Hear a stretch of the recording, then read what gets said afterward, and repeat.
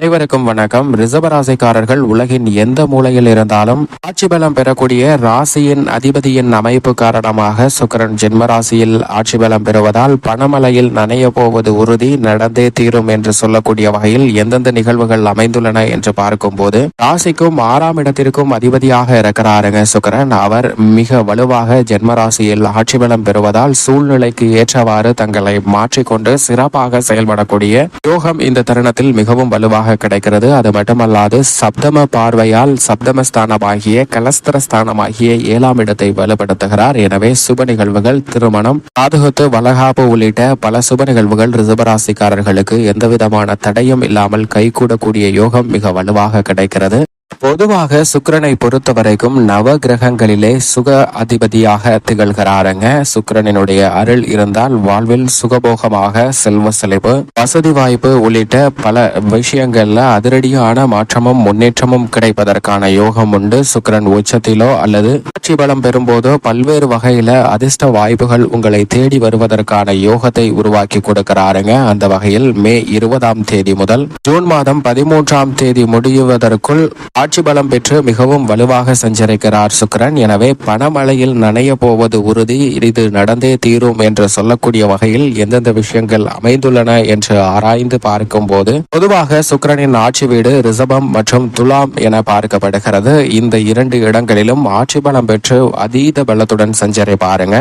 உச்ச வீடாக மீன ராசி பார்க்கப்படுகிறது. உச்சம் பெற்று சஞ்சரிப்பதை விட ஆட்சி பலம் பெற்று சஞ்சரிக்கும் போது அனைத்து விதமான பணிகளிலும் புதிய வாய்ப்புகளையும் பண வரவு அதிகரிக்கக்கூடிய வகையில் வருமானத்தை உயர்த்தி கொள்ளக்கூடிய வகையில் நல்ல வாய்ப்புகளை நிறைந்து கொடுப்பாருங்க சுக்கிரன். அப்படிப்பட்ட ஒரு அமைப்பில் தான் இப்போது தனது சொந்த ராசியான ரிஷபராசியில் ஆட்சி பலம் பெற்று குருவுடனும் இணைந்து சஞ்சரிக்கிறார் சுக்கிரன். குருவுடன் இணைந்து சஞ்சரிப்பது மிக பெரிய அளவில் வரவேற்கத்தக்க ஒரு அமைப்பாக பார்க்கப்படுகிறது. அது மட்டுமல்லாது மே மாதம் 20ஆம் தேதியிலிருந்து ஜூன் மாதம் 13ஆம் தேதி முடிவதற்குள் பல கிரக நிலைகளுடன் இணைந்து சஞ்சரிக்க போகிறாருங்க. ஏனென்றால் துவக்கத்தில் சூரியனுடனும் 24ஆம் தேதிக்கு பிறகு புதனுடனும் இணைந்து சஞ்சரிக்க போகிறார். சந்திரனும் இந்த இடைப்பட்ட காலத்தில் உச்சம் பெற்று வலுவாக சஞ்சரிப்பாருங்க. இப்படி பல கிரக நிலைகளுடன் இணைந்து சஞ்சரிக்க போகிறார் சுக்கிரன். பொதுவாகவே சுக்கிரன் ஒரு கிரகத்துடன் இணையும் போது மாறுபட்ட பலனை கொடுப்பார். சுக்கிரனுடன் இணைந்தால் சுபத்துவ பாதையில் அதீதமான வளர்ச்சியும் முன்னேற்றமும் தங்கள் வாழ்வில் நிறைந்து கிடைக்கும். பல சுப நிகழ்வுகளில் ஏற்பட்ட தடைகள் தவிடுபடியாகும். அனைத்திலும் சிறப்பான வளர்ச்சியும் முன்னேற்றமும் நிறைந்து கிடைப்பதற்கான யோகத்தை வலுவாக ஏற்படுத்தி கொடுப்பாருங்க. வித்யாகாரகரான புதனுடன் இணைந்து சஞ்சரிக்கும் போது புத ஆதித்ய யோகம் மிக வலுவாக கிடைக்கும். ஆளுமையும் அதிகாரமும் கொண்ட சூரியனுடன் இணையும் போது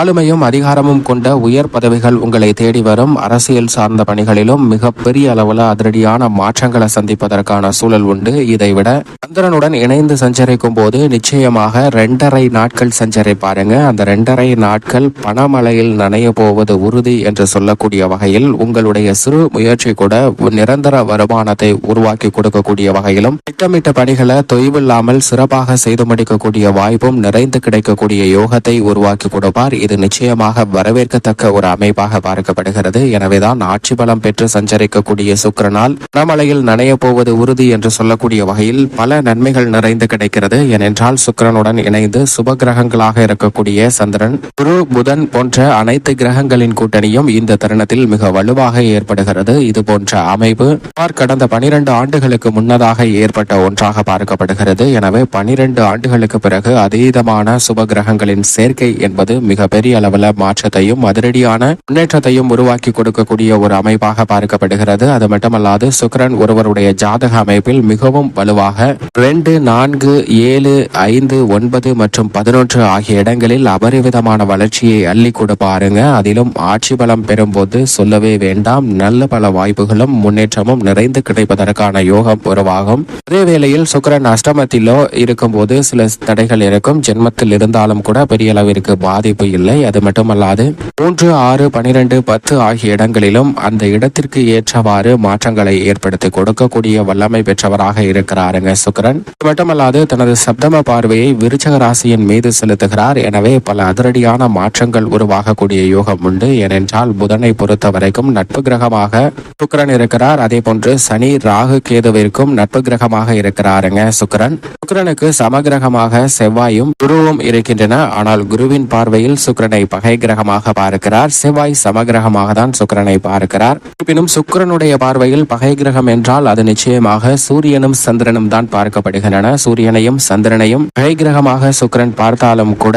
சந்திரன் சுக்கிரனை சமகிரகமாக பார்க்கிறார். இது மிக பெரிய மாறுபட்ட பார்வையாக இருக்கிறது. எனவேதான் சூரியன் சந்திரனுடன் இணையும் போது மிக பெரிய மாற்றங்களை ஏற்படுத்தி கொடுக்கக்கூடிய வாய்ப்பை உறுதிப்படுத்துகிறாருங்க சுக்கிரன். இது மட்டுமல்லாது தனித்து இருப்பதை விட கிரகங்களின் சேர்க்கையால் மிக பெரிய மாறுதல் உருவாகும் என்பதற்கு உதாரணமாக ஒரு கதையை எடுத்துக் கொள்ளலாம். ஒரு பேருந்து ஒரு மலைப்பகுதியில் சென்று கொண்டிருக்கிறது. அந்த மலைப்பகுதியில் சென்று கொண்டிருக்கும் போது புயல் காற்று இடியுடன் கூடிய மழை பெய்ய ஆரம்பிக்கிறது. பயங்கரமாக இடி சத்தம் விண்ணை புழக்கக்கூடிய அளவிற்கு அந்த பேருந்தை தாக்கக்கூடிய வகையில் வந்து கொண்டிருக்கிறது. இதை பார்த்த அனைவரும், அந்த பேருந்தில் இருப்பவர்கள் அனைவருமே பயத்தில் ஆழ்ந்து போகிறார்கள். அப்படி ஆழ்ந்து போகும்போது அந்த பேருந்தில் இருக்கக்கூடிய சில நபர்கள் இன்று நாம் மறிக்க வேண்டிய ஒரு சூழல் உள்ளது போல தெரிகிறது என்று சொல்கின்றனர். ஆனால் அதற்கு மற்ற வேறு சில நபர்கள் என்ன சொல்கிறார்கள் என்றால், இந்த பேருந்தில் யாரோ ஒருவர் மறிக்க வேண்டும், அதற்காக இந்த பேருந்து முழுவதையும் அழிப்பதற்காக இடி நம்மளை துரத்தி கொண்டிருக்கிறது. எனவே இவற்றிலிருந்து தவிர்க்க வேண்டும் என்றால் பேருந்தை நிறுத்திவிட்டு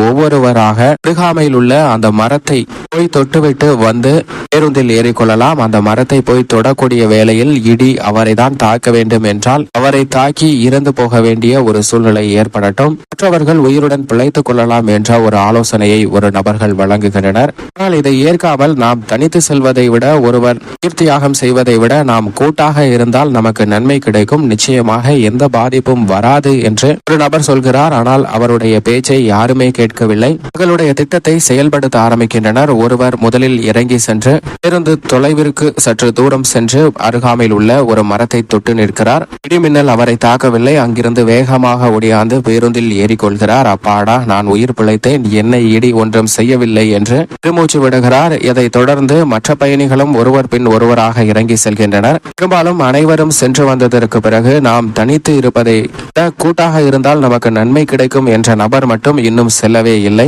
அவர் மட்டும்தான் இன்னும் அந்த மரத்தின் அருகாமையில் செல்லாமல் பேருந்தில் இருக்கிறார். உடனே அந்த பேருந்தில் இருந்த அனைவருமே, நீ ஒருவன் சாக வேண்டும் என்பதற்காக எங்கள் அனைவரையும் சாகடிக்க திட்டமிட்டுள்ளாயா என்று சொல்லி இந்த நபரை பேருந்தில் இருந்து இறக்கிவிட்டு நீ போய் மரத்தை தொட்டுடு வா என்று சொல்லி அனுப்பிவிட, அவரும் இதில் உடன்பாடு இல்லாமல் அந்த மரத்தை நோக்கி செல்கிறார். அந்த மரத்தின் மீது கையை வைக்கிறார். கை வைக்கும் போது இடியானது தாக்குகிறது.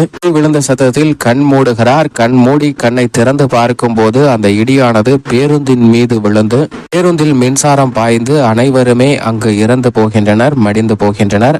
அப்போதுதான் ஒரு மிகப்பெரிய உண்மை தெரிய வருகிறது. இந்த ஒரு நபருக்காக அங்கு இருந்த அனைவருடைய உயிரும் காப்பாற்றப்பட்டிருக்கிறது. இதுபோன்றுதான் நம்மளுடைய வாழ்வில் நாம் செய்த ஏதோ ஒரு நன்மையும் நம்மளுடைய வாழ்வில் ஏற்படக்கூடிய பல இன்னல்களை விலக்கிவிடக்கூடிய ஒன்றாக அமைகிறது. அதே போன்றுதான் சுக்கிரன் தனித்து இருப்பதை விட, குரு தனித்து இருப்பதை விட கிரகநிலைகளால் ஏற்படக்கூடிய இணைவு நம்மளுடைய வாழ்வில் மிகப்பெரிய மாற்றத்தை ஏற்படுத்தும் என்பதும் யதார்த்தமான உண்மையாக பார்க்கப்படுகிறது. இவைதான் சுக்கிரனுடன் இணையக்கூடிய பல கிரகநிலைகளின் அமைப்பு காரணமாக பணவரவு அதிகரிக்கக்கூடிய வகையில் நல்ல வாய்ப்புகள் நிச்சயமாக இந்த தருணத்தில் கிடைக்கும். மற்ற கிரகநிலைகளின் அமைப்பு எப்படி உள்ளது என்று பார்க்கும்போது, குரு முழுமையாக ரிஷபராசியில் சஞ்சரிக்க போகிறார். சனி ஆட்சி பலம் பெற்று கும்பராசியில் வலுவாக சஞ்சரிக்கிறார். ராகு மீனராசியில் முழுவாக இந்த சுக்கிர பயிற்சி காலகட்டத்தில் சஞ்சரிக்க போகிறார். கேது கன்னிராசியில் சஞ்சரிக்க போகிறார். செவ்வாயை பொறுத்த வரைக்கும் மீனராசியில் 31ஆம் தேதி வரையும், அதற்கு பிறகு ஆட்சி பலம் பெற்று தனது சொந்த ராசியான மேசராசியில் வீற்றிருக்க போகிறார். சந்திரன் பல்வேறு இடங்கள்ல மாறி மாறி சஞ்சரிக்க போகிறார். புதன் 24ஆம் தேதியிலிருந்து சுக்கிரனுடன் இணைந்தும்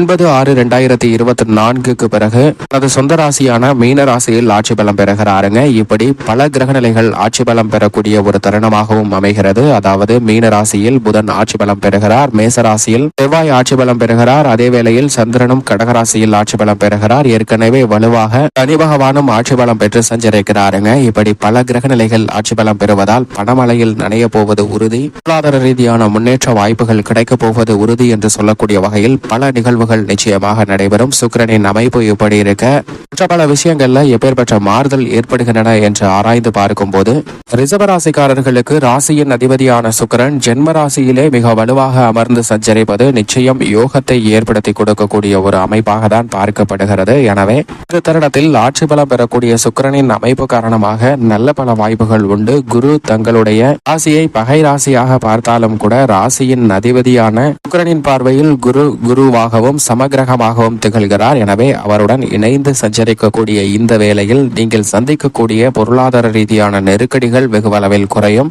மனக்குழப்பம் அதிகரித்த சூழ்நிலையில் அவற்றிலிருந்து தெளிவு கிடைப்பதற்கான நல்ல பல வாய்ப்புகள் மிக சிறப்பாக கிடைக்கக்கூடிய ஒரு தருணமாக பார்க்கப்படுகிறது. பொதுவாக ஜென்ம ராசியில் குரு சஞ்சரிப்பது சாதகமற்ற ஒரு அமைப்பாக பார்க்கப்பட்டாலும் கூட ராசியின் அதிபதியான சுக்கிரனுடன் இணைந்து சஞ்சரிக்கக்கூடிய இந்த வேளையில் நிச்சயமாக பல காரியங்கள்ல இருக்கக்கூடிய காரிய தடைகள் வெகுவளவில் குறைகிறது. மந்தமாக சில பணிகள் நடைபெற்றாலும் கூட அவற்றில் வருமானத்தை உயர்த்தி கொள்ளக்கூடிய வாய்ப்பு நிச்சயமாக மிக வலுவாக கிடைக்கிறது. வேண்டாமா வேண்டுமா, செய்யலாமா செய்ய வேண்டாமா என பல இரட்டிப்பான சிந்தனைகள் அதிகரித்தாலும் கூட அவற்றிலிருந்து தெளிவான முடிவெடுத்து சரியாக கையாளக்கூடிய யோகம் உண்டு. உத்தியோக ரீதியாக பணிச்சுமை அதிகரிப்பதற்கான சூழல் அதீதமாக உள்ளது. எனவே சற்று விழிப்புணர்வுடன் இருங்க. தொழில்துறை வியாபாரத்துறையில் எதை செய்தாலும் ஒருமுறைக்கு இருமுறை யோசித்து செய்ய வேண்டிய ஒரு தருணமாக ரிஷபராசிக்காரர்களுக்கு பார்க்கப்படுகிறது. கலைத்துறை மற்றும் அரசியல் சார்ந்த பணிகளில் ஆட்சி பலம் பெற்றிருப்பதால் மிக பிரம்மாண்டமான வளர்ச்சியும் மக்கள் மத்தியில் செல்வாக்கும் உயரக்கூடிய அற்புதமான தருணமாக ரிஷபராசிக்காரர்களுக்கு அமைய போகிறது. அதிரடியான பல திட்டங்களை சிறப்பான முறையில் செயல்படுத்துவதற்கான யோகம் இந்த தருணத்தில் வலுவாக கிடைக்கிறது. பெண்மணிகளின் நலனுக்கு பொறுப்பேற்ற குரு சுக்கிரன் ஆகிய 2 கிரக நிலைகளும் ஜென்மராசியில் சஞ்சரிப்பதால் சற்று நிதானமும் பொறுமையும் நிச்சயமாக தேவை. விவசாயம் மற்றும் மாணவர்களின் கல்வியில் நிச்சயமாக இருக்கக்கூடிய தடைகள் விலகுகிறது. மேலும் இந்த தருணத்தை சாதகமாக மாற்றிக்கொள்ள நிச்சயமாக ரிஷபராசிக்காரர்கள் வாரத்தில் வியாழக்கிழமை விரதமிருந்து அருகாமையில் உள்ள வராகி அம்மன் ஆலயம் சென்று தீபம் ஏற்றி வழிபாடு செய்யுங்கள். தங்களுடைய வாழ்வில் ஏற்படக்கூடிய தடைகள் சிரமங்கள் விலகி மகிழ்ச்சியும் முன்னேற்றமும் சுபிட்சமும் உலகின் எந்த மூலையில் இருந்தாலும் நிச்சயமாக கிடைக்கும்.